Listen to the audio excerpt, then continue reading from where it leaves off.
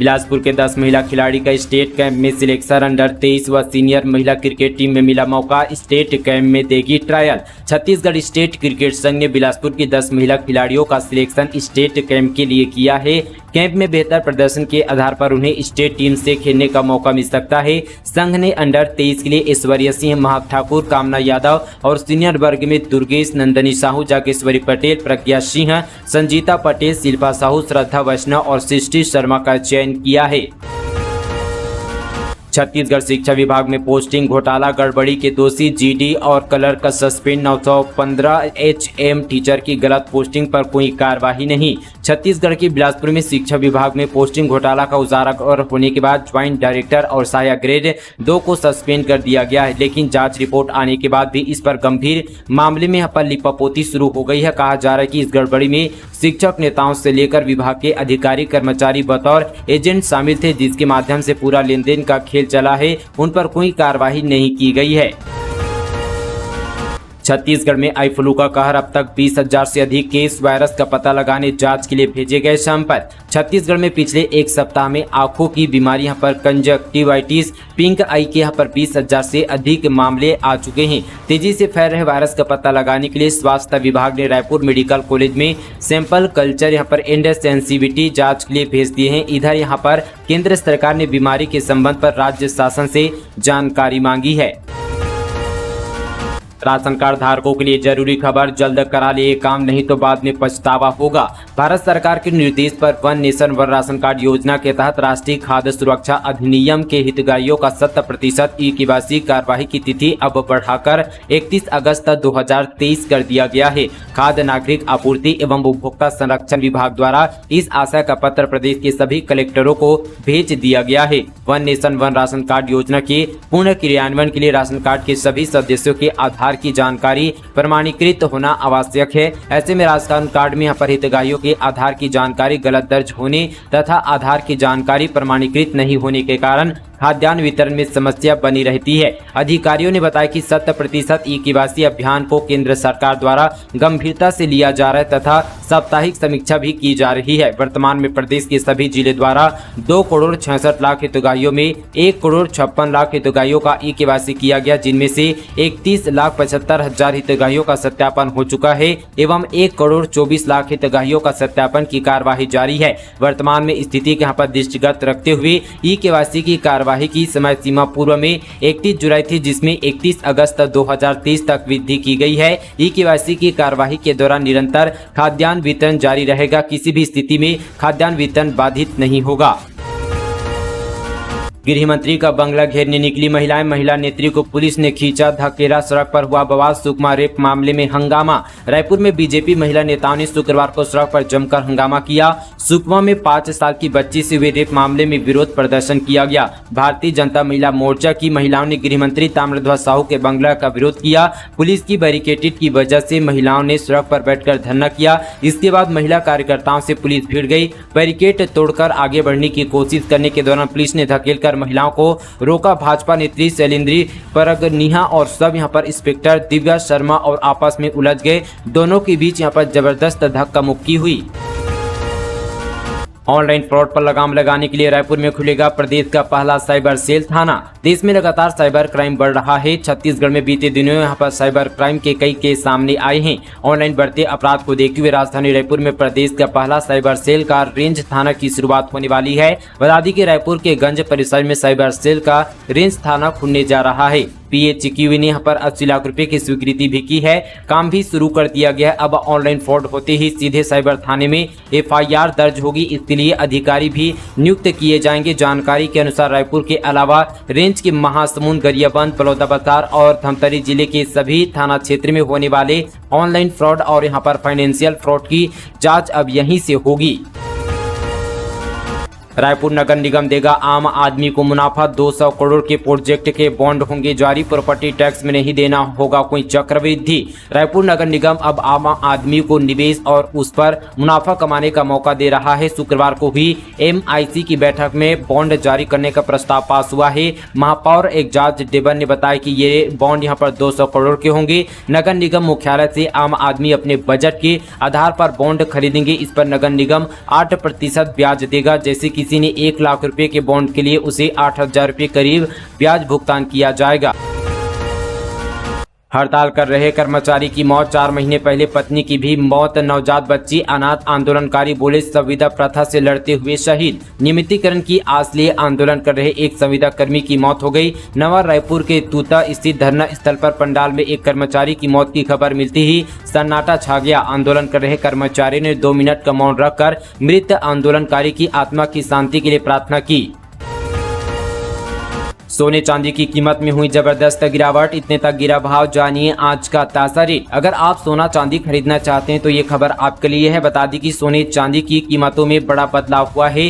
सोने और चांदी का भाव आज कम हुआ है। प्रदेश के सराफा बाजारों में आज सोने चांदी के भाव में बदलाव नजर आया। दरअसल शनिवार यानी आज को जारी नई कीमत के अनुसार प्रति 10 ग्राम प्रति सोने 61,000 रुपए भाव में बिक रही है, वहीं जिसमें 500 रुपए तक की गिरावट दर्ज की गई है। वहीं चांदी की कीमत में बड़ा बदलाव हुआ है। चांदी की कीमत में 950 रुपए तक की गिरावट दर्ज की गई है। 1 किलो चांदी की कीमत 73,300 रुपए दर्ज की गई है। अंतर्राज्यीय गो तस्कर ट्रक छोड़कर भागे, आगे चल रहा था बाइक सवार वाचर, 14 मवेशी बरामद। कबीरधाम जिले की कुकदूर पुलिस ने गौ तस्करी को लेकर कार्रवाई की है। पुलिस ने गौवंश से भरा ट्रक जब्त किया, हालांकि तस्कर भाग निकले। बताया जा रहा है कि अंतर्राज्यीय तस्करी करते हुए बदमाश ट्रक को यूपी ले जा रहे थे। इसी दौरान एक बाइक सवार ट्रक के आगे वाचर की तरह चल रहा था। एसआई बनने जमकर पसीना बहा रहे हैं युवा, रायपुर में फिजिकल टेस्ट जारी, 90 अंक तक पानी लगा रहे हैं हाई जंप और दौड़। छत्तीसगढ़ पुलिस में एसआई रैंक पर भर्ती के लिए फिजिकल टेस्ट चल रहा है। मुख्य लिखित परीक्षा पास कर चुके युवा रायपुर के कोटा स्टेडियम में दौड़, गोला फेंक और हाई जंप कर रहे हैं। इन्हें फिजिकल टेस्ट में 90 मार्क्स लाना होगा, जिसके बाद इंटरव्यू के लिए बुलाया जाएगा। युवा इस टेस्ट में अपना बेस्ट देने के लिए खूब पसीना बहा रहे हैं। पुलिस अधिकारियों ने बताया कि यह फिजिकल टेस्ट 18 जुलाई से शुरू हुआ, जो कि 30 जुलाई तक चलेगा। इस टेस्ट में करीब यहां पर 5,500 युवाओं को बुलाया गया है। हर दिन करीब यहां पर 400 कैंडिडेट टेस्ट दे रहे हैं। इनमें से अब तक 4,000 के आसपास युवा शामिल हो चुके हैं। बचे हुए दिनों में यहां पर सभी का फिजिकल टेस्ट भी पूरा कर लिया जाएगा।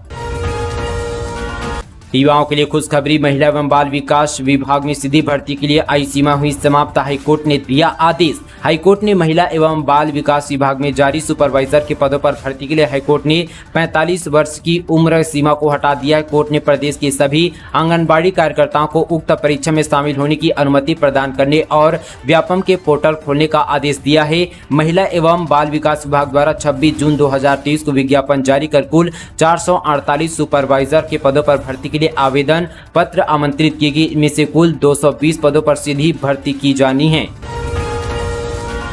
टैटू दे रहा है युवाओं ये जानलेवा बीमारी, ब्लड से शरीर में आता है वायरस, रहे सावधान। टीन एजर हो या यंगस्टर, सभी में टैटू गुदवाने की दीवानगी है। खासतौर पर युवतियां टैटू को लेकर काफी क्रेजी है। क्या आप जानते हैं कि यह शौक आप पर महंगा पड़ सकता है? जी हाँ, यहाँ पर डॉक्टर की माने तो टैटू बनवाने के शौक के चलते युवा हेपेटाइटिस बी और सी की चपेट में आ रहे हैं। हाल के महीने में राजधानी में कई ऐसे केस सामने आए हैं जिसमें जांच रिपोर्ट में बी और सी पॉजिटिव आई है। 12 जातियां अनुसूचित जनजाति में शामिल, श्रेय लेने सीएम बघेल और अरुण साव के बीच ट्विटर वार। राज्यसभा की कार्यवाही में बीते मंगलवार को छत्तीसगढ़ के आदिवासियों के लिए बड़ा फैसला हुआ है।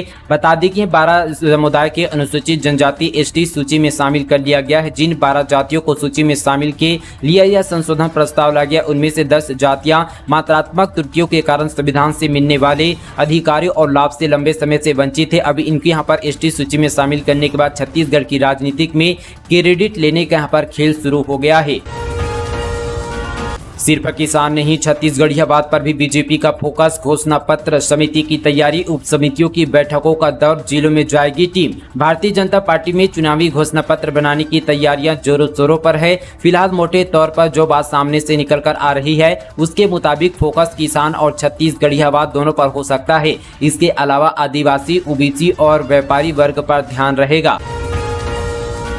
अल्ट्राटेक संयंत्र के यूनिट हेड, ठेकेदार, सुपरवाइजर समेत 8 लोगों के खिलाफ एफआईआर। सिलेंडर फटने से 3 मजदूरों की हुई थी मौत। अल्ट्राटेक सीमेंट संयंत्र हिरमी में हुए हादसे में यूनिट हेड, ठेकेदार, सुपरवाइजर सहित 8 लोगों के खिलाफ एफआईआर दर्ज किया गया है। बता दी कि बलौदाबाजार जिले के हिरमी स्थित अल्ट्राटेक सीमेंट संयंत्र में ऑक्सीजन सिलेंडर फटने से 3 मजदूरों की मौत हुई थी। इस मामले में पुलिस ने जाँच में प्रथम दृष्टि दोषी पाए जाने पर आखिरकार यूनिट हेड जय माता दी के यहाँ पर कंस्ट्रक्शन ठेकेदार सुपरवाइजर सहित षड्यंत्र के 8 लोगों पर एफआईआर दर्ज कर आगे की जांच शुरू कर दी है। छत्तीसगढ़ में आई फ्लू का बढ़ा खतरा, सीएम बघेल ने बुलाई आपात बैठक, रोकथाम के लिए जरूरी कदम उठाने के दिए निर्देश। छत्तीसगढ़ के मुख्यमंत्री भूपेश बघेल ने छत्तीसगढ़ में तेजी से यहां पर बढ़ रहे आंखों की बीमारी यहां पर कंजक्टिवाइटिस, पिंक आई की स्थिति के मद्देनजर तैयारियों की समीक्षा के लिए शुक्रवार को एक बैठक बुलाई गई थी। बैठक में डिप्टी सीएम एवं स्वास्थ्य मंत्री टी.एस. सिंहदेव समेत स्वास्थ्य विभाग के अन्य वरिष्ठ अधिकारी मौजूद रहे। इससे पहले छत्तीसगढ़ सरकार आई फ्लू की स्थिति पर नजर रख रही सीएम बघेल ने स्वास्थ्य विभाग को आई फ्लू के वायरस के सैंपल की जांच करने के साथ साथ यहाँ पर कंजक्टिवाइटिस की रोकथाम के उपाय के लिए आवश्यक कदम उठाने के निर्देश दिए हैं। इस बैठक में उप मुख्यमंत्री एवं स्वास्थ्य मंत्री टी.एस. सिंहदेव, मुख्य सचिव अमिताभ जैन सहित स्वास्थ्य विभाग, स्कूल शिक्षा विभाग के वरिष्ठ अधिकारी उपस्थित थे। 229 स्कूल बस मालिकों के खिलाफ अब परिवहन विभाग हुआ सख्त, चल अचल संपत्ति होगी कुर्क।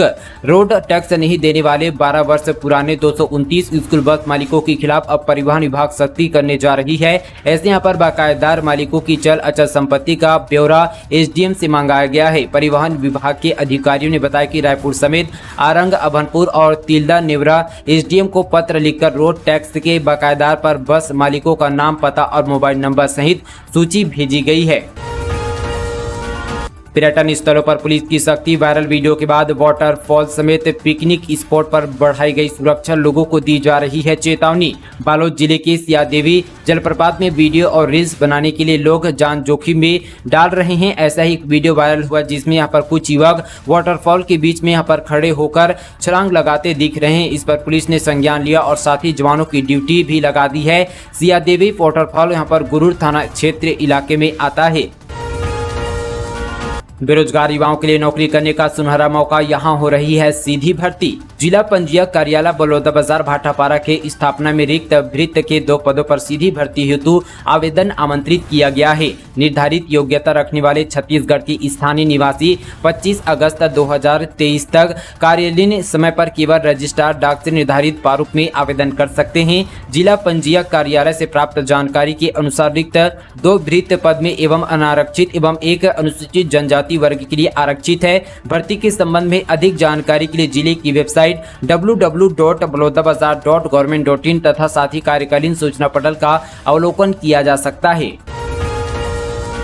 सीएम बघेल ने ली नए आईजी डीआईजी की बैठक, जुआ, सट्टा, गुंडे, बदमाशों और ऑनलाइन गेमिंग पर कड़ाई से रोक लगाने के दिए निर्देश। मुख्यमंत्री भूपेश बघेल ने बैठक में प्रदेश में कानून और व्यवस्था, महिलाओं की सुरक्षा व्यवस्था के मद्देनजर अपने निवास कार्यालय में प्रदेश के सभी रेंज के नए पुलिस महानिरीक्षकों और उप महानिरीक्षकों की बैठक लेकर प्रदेश में कानून व्यवस्था और महिलाओं की सुरक्षा व्यवस्था की समीक्षा की। बैठक में मुख्य सचिव अमिताभ जैन और साथ ही पुलिस महानिर्देशक अशोक जुनेजा भी उपस्थित थे।